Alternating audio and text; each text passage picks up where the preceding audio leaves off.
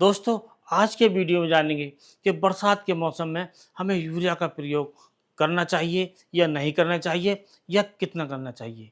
क्या इससे लाभ है और क्या हानि हो सकती है, इसके बारे में जानेंगे। और दोस्तों, ये जो वीडियो है हमारे किसान भाइयों के लिए, खासकर जो गन्ना किसान हैं उनके लिए काफ़ी फ़ायदेमंद होने वाला है। तो वीडियो को शुरू से अंत तक आप देखिएगा और वीडियो से आपको जो जानकारी मिलेगी उसको काफ़ी लाभ होगा। तो दोस्तों, जब हम बरसात के महीने में अपने विभिन्न प्रकार के दवाएँ लगाते हैं या फिर विभिन्न प्रकार के जो पेस्टिसाइड हैं, जो दानेदार होते हैं, वो लगाते हैं, तो यूरिया का अवश्य प्रयोग करते हैं। और जब पहली बरसात होती है, तभी हमारे किसान भाइयों के मन में आता है कि अब यूरिया दे दो और यूरिया से हमारा जो गन्ना है, लगातार बढ़ता रहेगा। लेकिन दोस्तों, ये अब तक जो हम यूरिया काफ़ी दे चुके होते हैं, हमारे किसान भाइयों ने फरवरी में, मार्च में, अप्रैल में, मई में, जून में काफ़ी यूरिया दे दिया होगा। किसी ने किसी महीने में और किसी ने किसी महीने में। लेकिन बरसात के महीने में ज़्यादा ज़ोर यूरिया का हमारे किसान भाई करते हैं और कुछ किसान भाई तो अंधाधुंध यूरिया का प्रयोग करते हैं।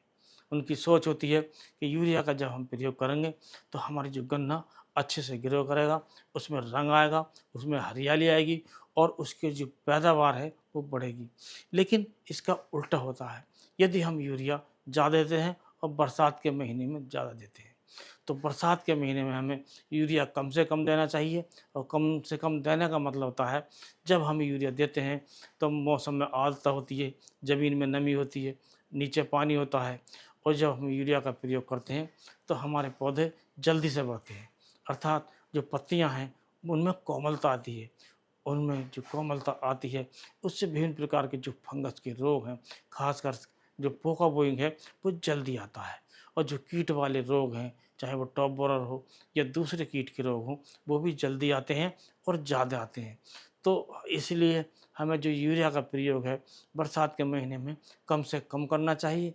और इसकी जो यूरिया हमारी जो फसल को ज़्यादा देते हैं तो नुकसान देता है, क्योंकि हमारे जो किसान भाई हैं सभी जानते हैं कि जो यूरिया ज़्यादा देने से हमारे गन्ने के खेत में तरह तरह की बीमारियां ज़्यादा आती हैं। तो इसलिए यूरिया का प्रयोग, पहली बात तो जब ज़्यादा बरसात हो तो नहीं करना चाहिए, यदि करना है तो कम करना चाहिए। अब बात आती है कि इस समय बरसात हो गई है, हमारे किसान भाई जो टॉप बोरर के लिए और दूसरे रोगों के लिए, चाहे वो पोका बोइंग का रोग हो, उसके लिए कुछ दानेदार या जड़ में डालने वाली जो दवाएं डालते हैं, उसके साथ यूरिया का प्रयोग करते हैं। तो वो यूरिया का प्रयोग यदि नहीं करेंगे तो कैसे करेंगे? कैसे उन्हें बिखेरेंगे? कैसे उनका प्रयोग करेंगे? तो इसके लिए एक समाधान है। दोस्तों, आपको यूरिया देना है तो बहुत कम मात्रा में दीजिए और इसकी जो मात्रा हो सकती है वो हो सकती है 25 से 30 किलोग्राम प्रति एकड़ के हिसाब से। इससे ज़्यादा हमें नहीं जाना चाहिए। यदि हमें आवश्यकता होती है तो 30 किलोग्राम यूरिया प्रति एकड़ के हिसाब से हम दे सकते हैं और अपने गन्ने को जो रोग आते हैं उनसे बचा सकते हैं। और विभिन्न प्रकार के जो रोग गन्ने में आते हैं उसमें यूरिया का अहम रोल होता है, क्योंकि यूरिया से बढ़ोतरी तो होती है लेकिन पौधे में, पत्तियों में नाजुकपन आता है, उनमें सॉफ्टनेस आती है और सॉफ्टनेस आने से हमारे जो रोग हैं, चाहे वो पोका बोइंग हो या दूसरे फंगस के रोग हों या फिर हमारा जो रेड रॉट हो, यदि हम यूरिया देते हैं और हल्का रेड रॉट होता है तो वो भी उससे बढ़ जाता है।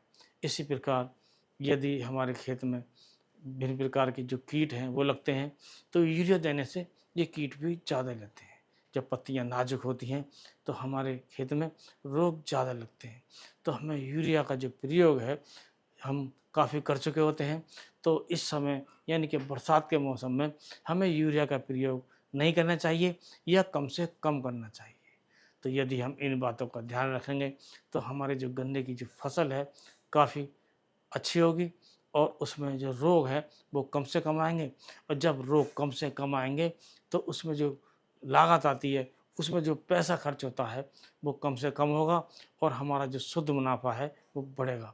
यदि वीडियो पसंद आया हो तो वीडियो को लाइक कीजिए, दोस्तों में शेयर कीजिए और दोस्तों, यदि आपने अभी तक चैनल सब्सक्राइब नहीं किया है तो चैनल को सब्सक्राइब कीजिए और बेल आइकन के बटन को ऑल पर सेलेक्ट कीजिए, क्योंकि दोस्तों इससे आपको वीडियो पढ़ने की जो नोटिफिकेशन है वो समय पर मिलती रहेगी और आप हमारे वीडियो लगातार देखते रहेंगे।